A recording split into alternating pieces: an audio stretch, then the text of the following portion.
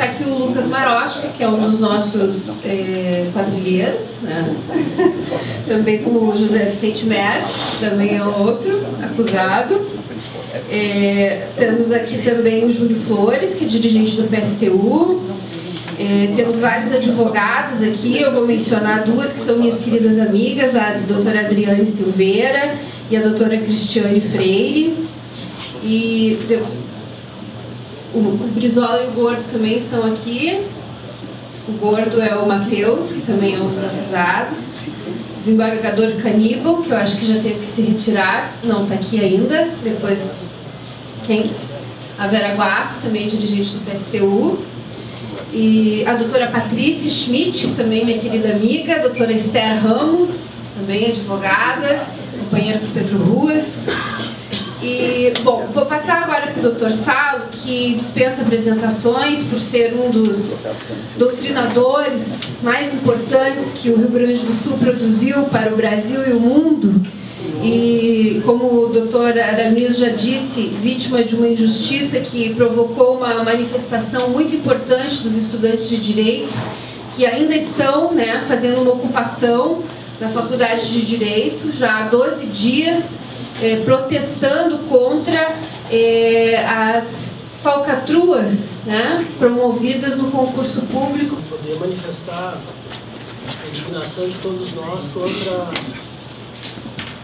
contra essa acusação, porque, enfim, eu acho que cabe fazer uma breve memória, porque o tempo da sociedade não é o tempo do direito, e o tempo do direito também não é o tempo do processo, porque para muita gente ainda ecoa o movimento das jornadas de julho do ano passado, né?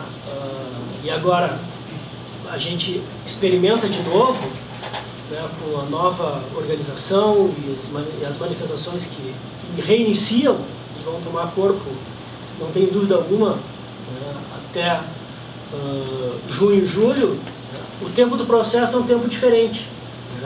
E infelizmente é um tempo também de apreensão e dor para aqueles que são acusados, investigados e ainda mais da forma injusta, não tem outra denominação, né, com toda a carga que esse termo tem.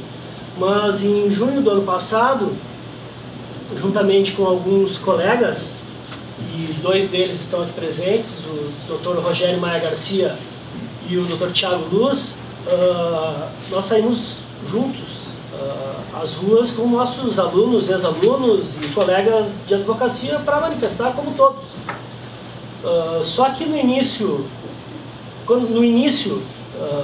do processo já houve, né, já era nítido uma predisposição à violência, né, uma violência brutal das agências repressivas aqui no Rio Grande do Sul, sobretudo a polícia militar, e é um processo de criminalização. Já na segunda semana, quando tomou volume os movimentos, nós fizemos uma espécie de consórcio de advogados, né, e aqui eu mencionaria mais o Henrique Burrichter, a Mariana Kiss, a Janaína Burges, enfim, uma série de amigos advogados que se reuniram também pelas redes sociais para tentar formar um corpo de advogados para dar suporte para as pessoas que estavam sendo presas. Ficamos inúmeras noites, inclusive depois das manifestações, nas delegacias acompanhando, né, as pessoas que chegavam, e que umas a gente conhecia e outras não. E não só nas delegacias de polícia, é importante dizer também, nas delegacias de ato infracional, porque muitos adolescentes foram enquadrados por ato infracional, não foram só adultos, até que, desde o meu ponto de vista, o caso mais simbólico que eu atuei particularmente naquele período foi o do Pedro Abad. Não sei se vocês chegaram, lembram do caso, mas de um menino que inclusive nem estava presente nas manifestações, por acaso cruzou, né, com um grupo da polícia militar, levou choques elétricos, num relato que inclusive saiu nos meios de comunicação, o relato que ele fez. Assim como os companheiros que a gente está dando apoio hoje aqui, inúmeras outras pessoas também nesse momento estão sofrendo processos. Né? Acho que, claro, nós temos aqui um compromisso com os companheiros que foram denunciados, e sobretudo essa denúncia, que é uma denúncia simbólica, porque tem características políticas muito mais fortes que as outras, mas hoje, né, nós temos, o Rogério pode confirmar, nós temos já audiências marcadas, né, de oferecimento de suspensão condicional do processo, por exemplo, para o Pedro Abad e outros jovens que responderam inquérito policial, foram denunciados, né, os juízes receberam as denúncias e agora se oferece suspensão condicional do processo, que vai causar, mesmo aceitando para não ter o processo, essas condições de diversificação processual, vão ficar 2, 3 anos, né, prestando informações da sua vida privada e da sua vida laboral à justiça por força de um processo muito perverso de criminalização. Um processo perverso de criminalização que levou, por exemplo, né, inúmeros adolescentes de 16, 17 anos a serem enquadrados por ato infracional pelo fato de postularem para autoridades policiais que se identificassem. A gente não pode esquecer também, porque que essa casa aprovou esse projeto em relação à não identificação do cidadão que vai às manifestações, mas nós tivemos processos de criminalização de jovens que exigiram que as autoridades policiais se identificassem, porque iam para as ruas para fazer a repressão sem identificação. Né? E daí a pergunta é uma pergunta bastante simples. Né? O que é mais grave? Né? Um agente da lei, né, que não se identifica, né, ou um cidadão que vai às ruas para manifestar a sua posição e está mascarado? Né? Então esses paradoxos que a gente tem vivido, eu acho que só reforçam a necessidade de efetivamente a gente levar essa bandeira e tentar formar uma consciência bastante clara, né, de que é um processo geral de criminalização. Né? E o fato de autoridade policial, agora entrando no caso específico, ter indiciado, né, no final do inquérito, né, por formação de milícia, né, é um dado bastante significativo.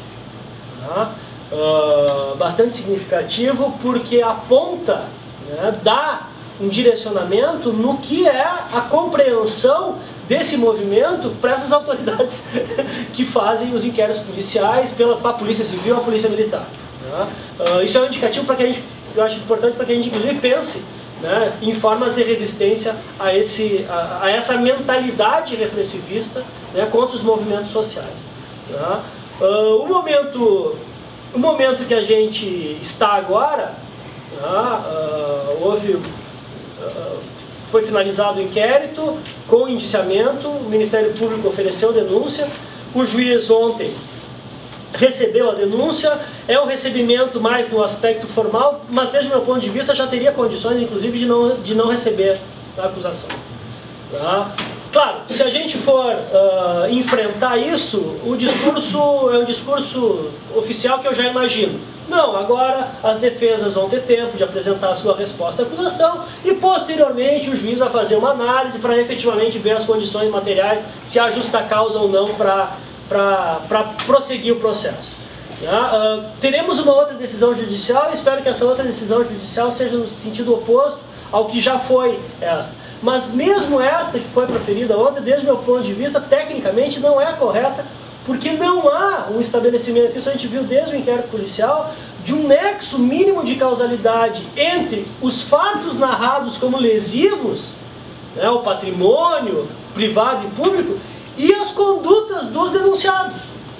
Isso é algo mínimo que se espera de uma acusação, é que se narre um fato e faça um vínculo entre o dano causado, que é o crime, e a conduta dos sujeitos.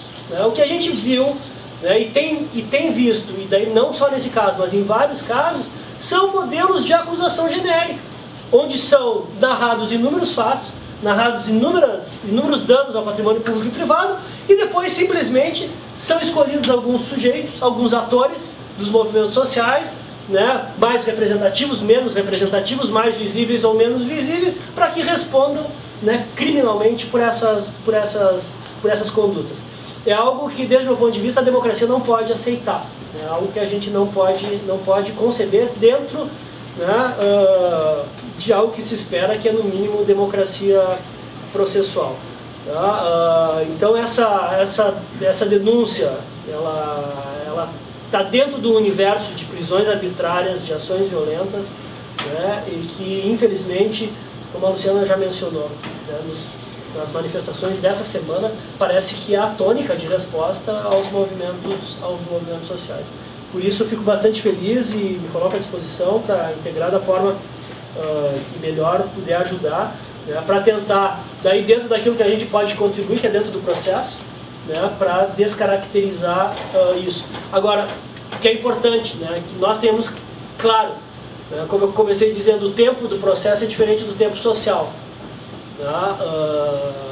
A tendência, se efetivamente a gente não conseguir, né, convencer o juiz, né, de que essa denúncia não é fundada, a tendência é que isso perdure, né, e causando danos, né, à vida das pessoas que estão sendo acusadas. Por isso que é importante que a gente manifeste toda a nossa força nesse momento para tentar demonstrar e convencer as pessoas, e daí não é só o juiz, mas, né, os meios de comunicação e a sociedade em geral, de que não tem fundamento, não tem justa causa, né, acusações desse tipo.